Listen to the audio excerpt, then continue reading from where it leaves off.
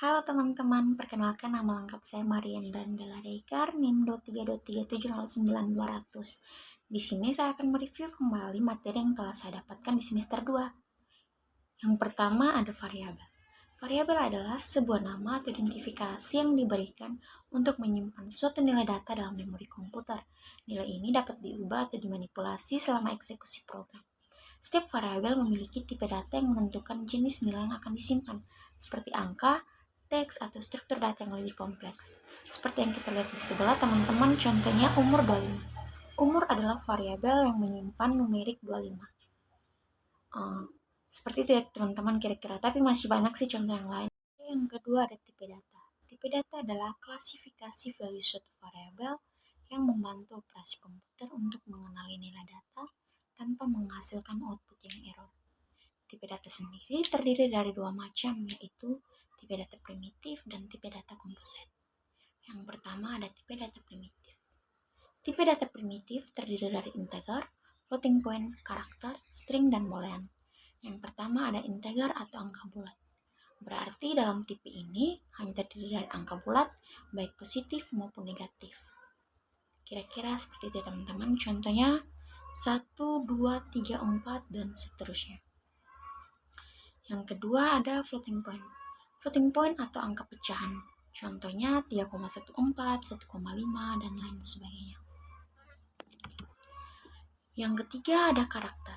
Karakter ini bisa terdiri dari huruf, angka, maupun karakter dalam penulisan ya teman-teman, baik pagar, pangkat, bintang, atau edge. Kira-kira seperti itu. Yang keempat ada string. String terdiri dari beberapa huruf dan beberapa angka yang membentuk sebuah teks. Contohnya seperti hello world, 9, 10, dan lain sebagainya. Yang kelima ada boolean. Boolean terdiri dari kondisi benar dan kondisi salah. Yang satu itu benar dan 0 itu salah. Yang kedua ada tipe data composite. Tipe data composite tersendiri terdiri dari array dan list. Contoh yang pertama ada array. Dalam tipe data array ini, dalam suatu variabel harus terdiri dari tipe data yang sama. Misalnya kalau angka, ya berarti angka. Kalau teks, berarti teks. Seperti itu ya teman-teman kira-kira. Dan array juga indeksnya dimulai dari angka 0. Misalnya seperti contoh di sebelah. Di mana di sini variabel x ada 1, 2, 3, dan 4. Jika di sini meminta print kedua, berarti otomatis munculnya 3. Kenapa di sini saya katakan 3? Karena indeks array dihitung mulai dari angka 0. 1 ini 0, 2 ini 1, dan 3 ini 2. Jadi kira-kira seperti itu ya teman-teman. Oke, yang berikutnya ada list. Di sini saya mengambil contoh pembuatan list dalam program Python. Di sini terdapat 3 list ya teman-teman. List yang pertama ada A, B, C, dan D. List yang kedua ada bahasa Arab, bahasa Aceh 2019-2020. List yang ketiga terdiri dari 1, 2, 3, 4, 5, 6, dan 7. Yang kedua, mengakses nilai list dalam Python. Oke, di sini apa yang sudah kita list tadi, saya meminta print kembali. Yang pertama, list 1 itu saya meminta print list 0. Yang kedua, print list 2, 1 berbanding 5. Dan 1 berbanding 6. Yang ketiga, print list 3, 1 berbanding 3. Oke, setelah kita meminta seperti itu, maka outputnya akan keluar seperti ini ya teman-teman. List 1, 0 sama dengan A. Kenapa di sini yang keluar A? Karena dalam indeks penghitung list itu dimulai dari 0. Jadi A ini 0, B ini 1, C ini 2, dan D ini 3. Jadi karena kita meminta 0, maka yang keluar adalah A. Yang kedua ada 1 berbanding 5. 1 berbanding 5 ini kenapa di sini bisa keluar bahasa Aceh 2019 dan 2020? Seperti sama kayak list 1 ya teman-teman. Di sini bahasa Aceh. 1 berbanding 5 ya. Ini 1, 2, 3, 4, 5. 1 berbanding 5. Satunya di bahasa Aceh, 5-nya di 2019. Kira-kira seperti itu ya teman-teman. Yang ketiga ada operator. Operator adalah simbol yang digunakan untuk melakukan operasi komputer, seperti operasi aritmatika, logika, relasional, atau bitwise.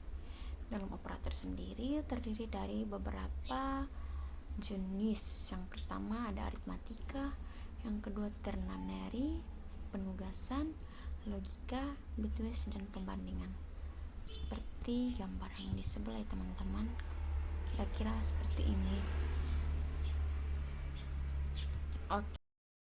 Selanjutnya ada struktur kontrol. Struktur kontrol yang pertama ada if else.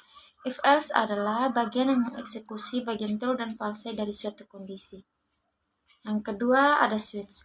Switch adalah jenis mekanisme kontrol pemilihan yang digunakan untuk memungkinkan nilai variabel atau ekspresi mengubah aliran kontrol eksekusi program melalui pencarian dan peta. Yang ketiga ada while. While adalah jenis perulangan yang akan mengevaluasi suatu kondisi terlebih dahulu.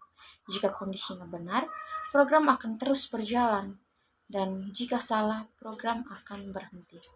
Yang keempat ada the while. The while adalah struktur kontrol yang eksekusi blok kode berulang kali hingga kondisi tertentu tidak lagi berlaku. Yang keenam ada fungsi atau metode.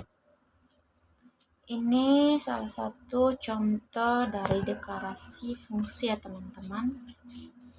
Di sini pertama membuat fungsi say hello. Kita masukkan void say hello, print hello, selamat datang.